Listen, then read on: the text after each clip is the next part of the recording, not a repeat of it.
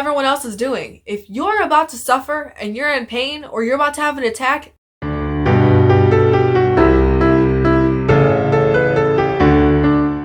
hey you guys, welcome back to my channel. It's Keely here, and in today's video I'm going to be giving you guys 15 magical, probably hopefully useful tips for managing IBS over the holidays.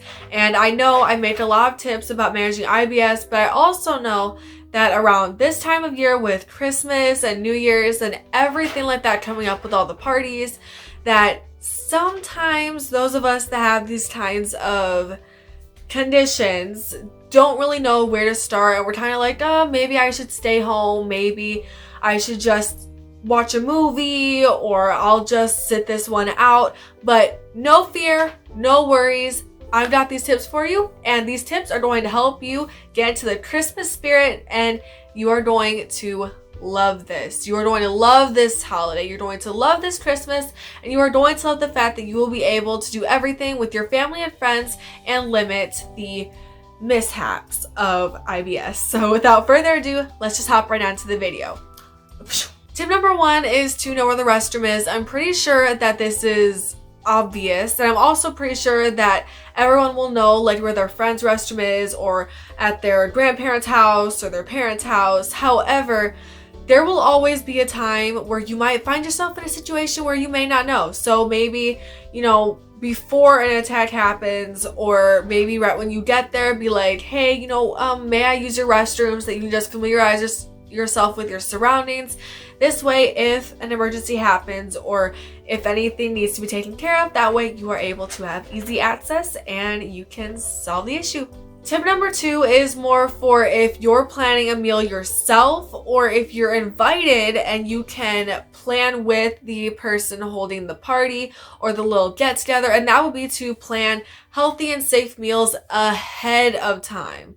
Don't wait till last minute, because a lot of meals that are IBS safe or gluten safe, dairy safe, lactose safe, that kind of thing, it takes time and preparation, and a lot of these same ingredients, they don't cook the same way. They don't cook in the same manner, the same amount of time. So you're going to want to do this ahead of time. But you can simply just sit down with the individual holding the party or the get together and sit down and plan some safe meals for you. And you may not know it, but there are other people that are probably wanting this to happen and they're just afraid to say something. So you will be their hero as well as your own. Tip number 3 is to bring travel size medications. And I say this a lot in my videos, I really do.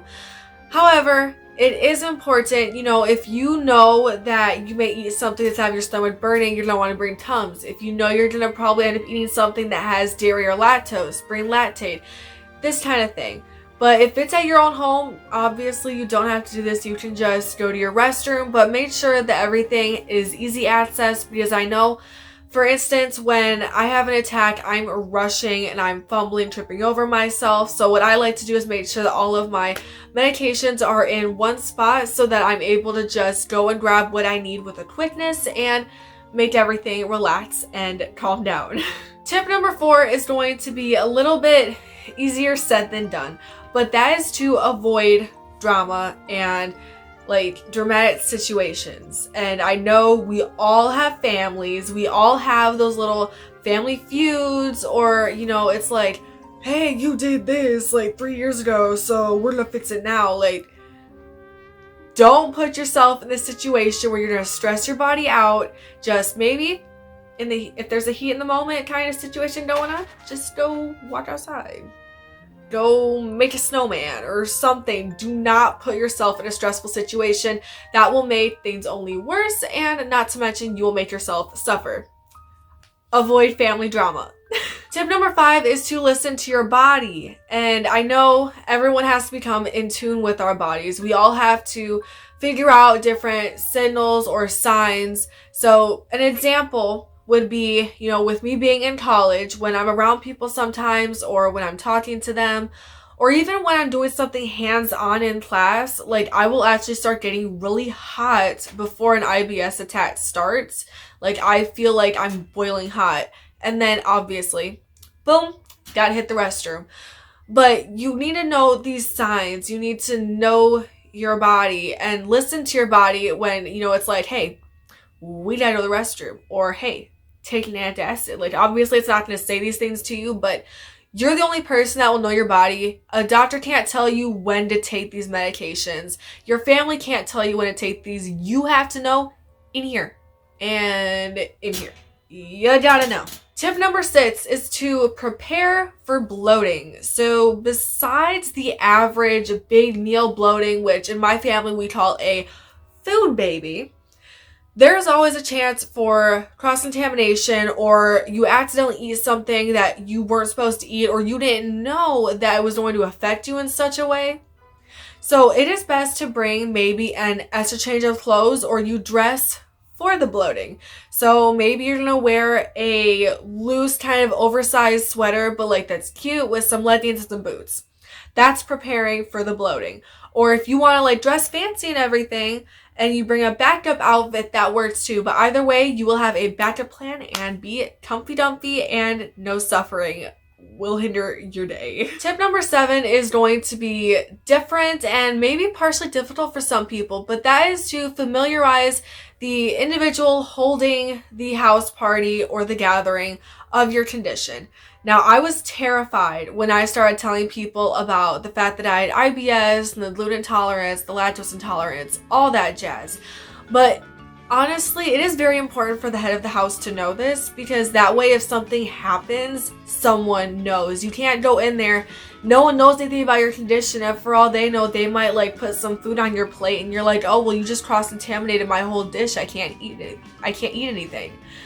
So you don't want that to happen. Definitely inform at least somebody at the gathering that you're going to, or bring someone with that knows about your condition and can back you up along the way. Tip number 8 is to eat smaller meals more frequently. So I know a lot of us tend to eat a lot during the holidays. So my best advice is to make one plate, and if you want, grab a little bit of everything. But here's what you do. You eat one plate, you wait 15 to 20 minutes, let that digest, and then you can go back. So theoretically with IBS, most people say to have I think it's like 4 to 6 meals a day. So you can space it out throughout the whole days. I know a lot of people have an early Christmas dinner when really it's like Christmas breakfast, lunch, and dinner. So you can spread it out throughout the whole day. Just make sure to distribute your meals. Don't sit there and eat 6 plates of food and then expect to not bloat or expect to not have an IBS attack when you're basically gorging yourself with meals. Tip number 9 is going to be a little bit difficult, but we will make it through this. So stay away from processed foods. So pre-seasoned meats, canned vegetables, canned fruits, anything processed like this really isn't the best for somebody with IBS, just because processed foods have a tendency to cause bloating, gas. It can cause your stomach to burn up. There's so many things that processed foods can cause for you, so it would be best just to stay away from it. And this is where planning ahead of time comes into play, because you can simply talk to the head of the house and be like, hey, maybe can we try some fresh vegetables, or maybe get a fruit tray, something like that, that you will be able to eat without having any attacks, any suffering, and you'll be able to thoroughly enjoy your meal and your day. Tip number 10 also has to do with planning, and that is to keep all gluten-free food away from the so-called normal food. And the reason for this is because even the tiniest spatter of gluten-free food mixed with gluten-filled food will trigger an attack. The smallest crumb of bread, the tiniest ounce of gravy, like, it will seriously ruin your day. And I know this because there was a slight cross-contamination at one of the past gatherings I went to, and I bloated and I had to go home because it actually hurt so bad. And I was just having a whole attack, and it was just really, really bad. So you want to try to maybe plan with the head of the household to separate the foods with separate utensils, separate dishes. Obviously, don't cook gluten-filled food and gluten-free food in the same pan, like wash it or replace it, that kind of thing. This is going to limit all cross-contamination. You don't want this. Bad juju. Tip number 11 is to not eat too fast and to actually eat slower. Now, I've noticed personally with my body, when I eat faster, my bloating occurs faster. So by eating slower, you're giving the food that you're eating more time to slowly digest and go through your body. And this will also help you maintain your figure while you are at whatever event you are going to. And I'm pretty sure a lot of us, especially ladies, we are going to want to maintain our figure, and we want to feel good about ourselves. We want to look good. So just try to slow down. It's not a race. We're not in a eating competition. Now, if you are in an eating competition, I'm sorry, I can't help you there. That's all you. Tip number 12 is to try and be as nice as possible when you're asked what I call a redundant question. There's no such thing as a dumb question or a stupid question. Although there are questions that will get under our skin, specifically about, IBS, gluten intolerance, lactose intolerance, all that kind of stuff. There are some questions that we get asked that we're really like, really, dude? Why do you have to ask me that? Can I not just sit here and eat my meal in peace and not be bothered? Like, why is this so hard? So try to be nice and answer it as simple and plainly as possible. And if you really can't get it and you feel like, your top's gonna blow, try to find someone else to explain it, like that person I was talking about, to bring with you to your event so that they know about your condition. That way they can back you up. This is one of those situations to back you up. Tip number 13 is to listen to your body clock, not everyone else's. And what I mean by this is, if you're done eating, stop eating. If you're not done eating, keep eating. If you have to go to the restroom, go to the restroom. If you gotta go home, go home. If you gotta medicate, medicate. Who cares what everyone else is doing? If you're about to suffer and you're in pain, or you're about to have an attack, take care of it. Do not sit there and wait and wait and wait, because no one's gonna do the same thing that you're doing. In all honesty, especially with IBS, people don't even like talking about it, and it's kind of crazy. No one wants to talk about it. So even if it's your condition, if you don't talk about it, no one's gonna know about it. No one's gonna know, like, oh, hey, she's doing her thing. Everyone's scared of being judged and maybe for being picked on. But you wanna know what? At the end of the day, it's your body, not theirs. So you need to take care of yourself on your own time, at your own pace. You can't rely on everyone else, especially during the holidays, because you have to take care of you. Tip number 14 is kind of a way to self-diagnose yourself with IBS, but to also figure out if you're allergic to anything else. So you want to track everything that you eat throughout the day. That way you can track, hey, I ate some pumpkin pie and this happened. Or, hey, I ate some turkey and this happened. Or, hey, I ate some sugar cookies and this happened. So you can kind of balance out what you eat and what's happening with your body, and it's kind of perfect for self-discovery if you think about it. Just unfortunately, if you eat something you really don't agree with, then this is not the best tip for you. However, it is still very helpful to track what you eat in the first place. Tip number 15 is don't forget to have fun. It is the holidays. Get in the holiday spirit, the Christmas spirit, New Year's spirit. Dress up, get all glammed up, go out with your girlfriends. This is all great. Like, go out and have fun. Just don't let your condition take control over your whole life. Like, if you let it take over your whole life, I mean, you're not gonna live.